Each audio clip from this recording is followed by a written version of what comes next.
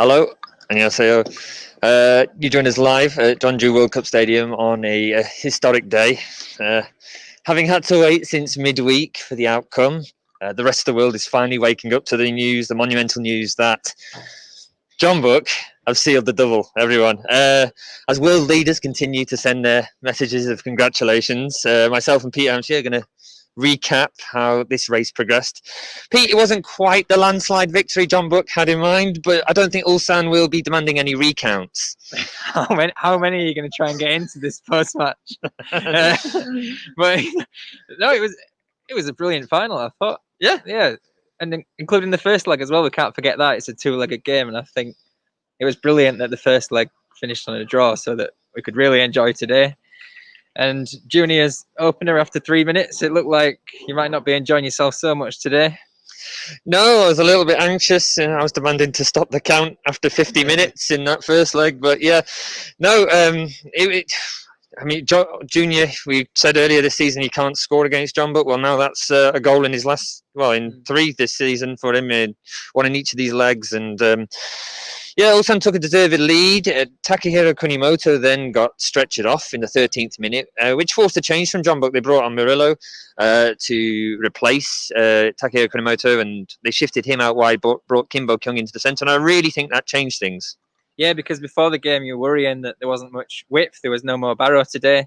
There was Cho Kyu-sung, and who was on the other wing? It was Cho Kyu-sung and Kim Bo-kyung originally, and then they moved Kim Bo-kyung inside to replace Takehiro Kunimoto. But I didn't think there was going to be enough width as well without the fullbacks both injured as well.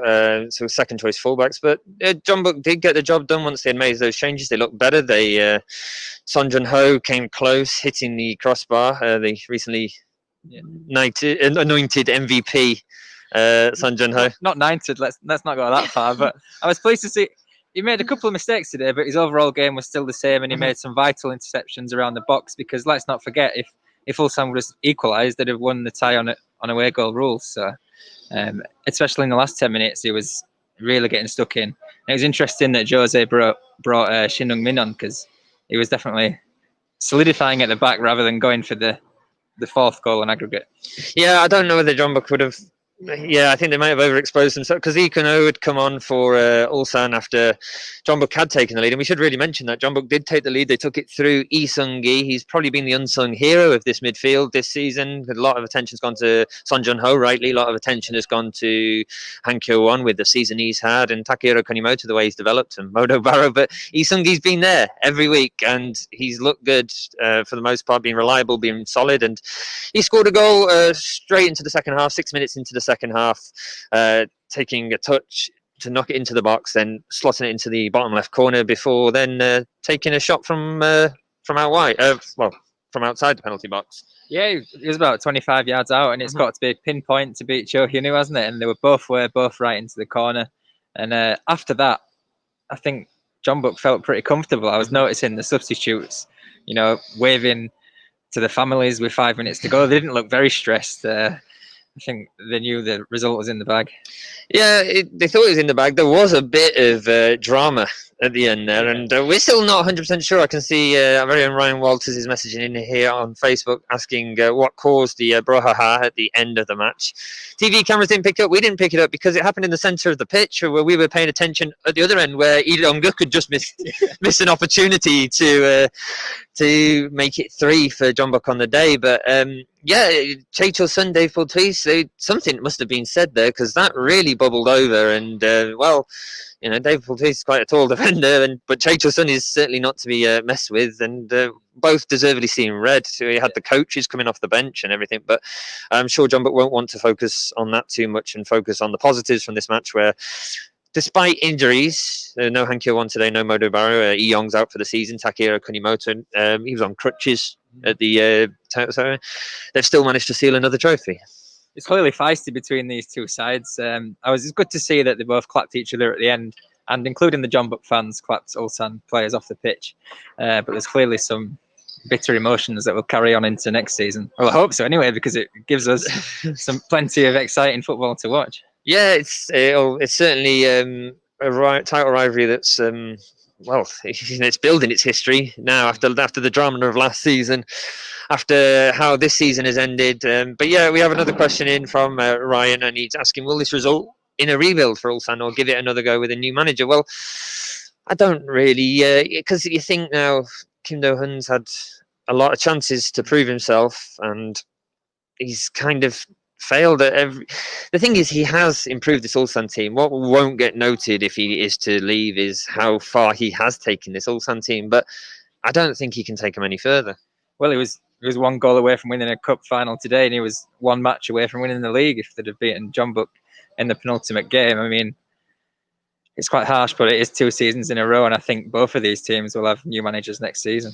Yeah, and we were doing some quick stats as we're watching the match, and Ulsan, they haven't. This is the first time they had taken the lead against Jeonbuk in 7 matches. They have always either gone behind or it's resulted in the draw. So,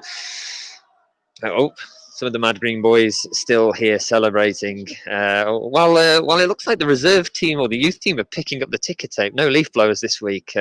Must have to take that back to the shop or something. But yeah, no. I think to answer the question, if Kim Do-hun is going to save his position now, I guess that he has to look to the Champions League. Ulsan do have a more favourable group than Jeonbuk.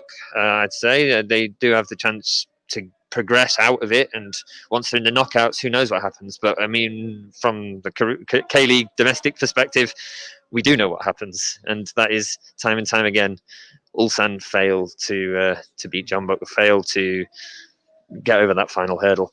But on a positive note, Jose Moraes, your favourite Barnsley manager, is become the first Jeonbuk manager ever to claim a double.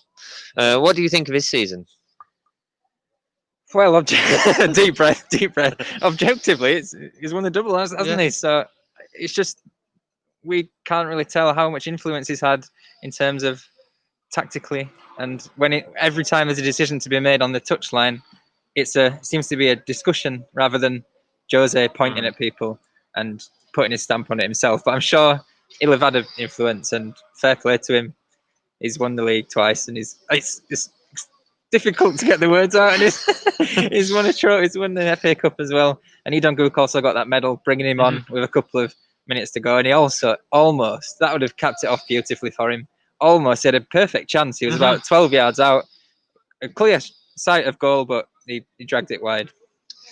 Yeah, and Jeonbuk with his first ever FA Cup medal, just right at the end there, capping off, an absolute stellar career. Anyway, we are going to head off. There'll be more coverage this week as our attention turns to, the K2 as that reaches its conclusion, but also the AFC Champions League, which now gears up. Both these teams will now be heading out to Qatar, where all the remaining group games, all the knockout games are going to be completed over this next month or so. So keep your eyes on KLeagueUnited.com for all the previews, features, and even listen to this week's podcast. We'll be having guest writers in from all over Asia to give their expertise, and they'll be joining Ryan Walters, so please join for that. As for us, we're going to head out. If you want to support us, you can support us on patreon.com/KLeagueUnited. If you want to interact with us, you can find us on all social media platforms, except TikTok, because Pete doesn't like dancing. But you can find us on all social media platforms /KLeagueUnited. Right. But this is me, Matthew Binns, and Peter Hampshire signing off for the season. Jeonbuk, Hyundai Motors, have the double. Good night.